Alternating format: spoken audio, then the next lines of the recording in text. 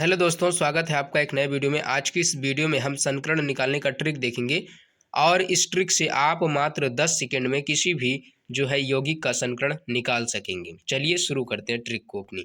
तो सबसे पहले हम देखेंगे CH4 का संकर्ण हम कैसे ज्ञात करेंगे। ठीक है, CH4 का संकर्ण हम जो है कैसे निकालेंगे।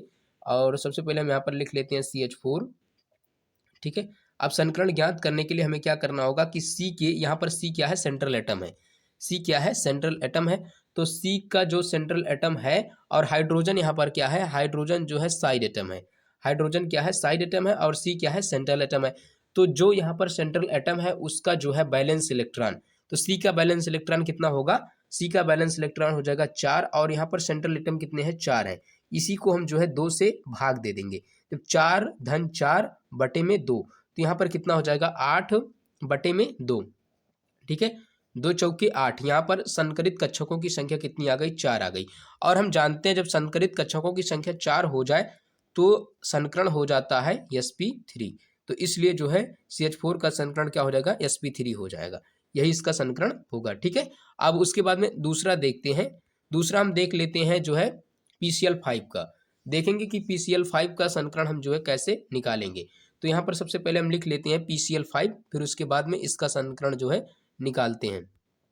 ठीक है, तो यहाँ पर हम लिख ले रहे हैं PCl5। ठीक है, इसका संकरण हम कैसे ज्ञात करेंगे। तो सबसे पहले यहाँ पर आपको जो यहाँ पर P है, ये P क्या है, सेंट्रल एटम है। यहाँ पर P क्या है, सेंट्रल एटम है और Cl5 यानी कि जो Cl5 लिखा गया है ये है साइड एटम। ठीक है, तो सबसे पहले आपको जो यहाँ पर सेंट्रल एटम है उसका बैलेंस इलेक्ट्रॉन मालूम होना चाहिए, कितना है 5 है, प्लस यहाँ पर साइड एटम कितने हैं 5 हैं, बटे में कितना 2। ठीक है, तो 5 धन 5 बराबर कितना हो जाएगा 10 बटे में 2। ठीक है, तो 2 1 के 2, 2 पंचे 10। यहाँ पर जो संकरित कक्षकों की संख्या आ गई वो कितना आ गई 5। और जब संकरित कक्षकों की संख्या 5 हो जाती है तो हमारा जो है संकरण हो जाता है sp3d। sp3d। ठीक है, ये आपका जो है संकरण हो जाएगा। तो इस प्रकार से आप इसका भी संकरण ज्ञात कर सकते हैं। अब अगला हम देखते हैं H2O का क्या होगा संकरण। ठीक है, तो H2O में H क्या है, साइड एटम है और जबकि O क्या है, सेंट्रल एटम है। O क्या है, सेंट्रल एटम है और H क्या है, साइड एटम है। यानी H2O, H2O में O क्या है, O है जो है सेंट्रल एटम और हाइड्रोजन यानी कि H2 क्या है, H2 है साइड एटम।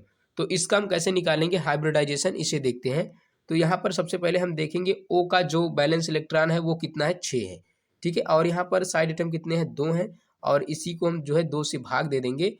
तो यहाँ पर हो जाएगा 6 2 8 हो जाएगा बटे में 2, तो 2 चौके हो जाएगा 8। ठीक है, यहाँ पर संकरित कक्षकों की संख्या 4 हो गई, इसलिए यहाँ पर हाइब्रिडाइजेशन जो है वो हो जाएगा sp3। हाइब्रिडाइजेशन क्या हो जाएगा, sp3 हो जाएगा। समझ में आया। इसी प्रकार से हम किसी भी तत्व का हाइब्रिडाइजेशन ज्ञात कर सकते हैं। ऐसी ही अमेजिंग वीडियो देखने के लिए चैनल के साथ जुड़े रहें। धन्यवाद।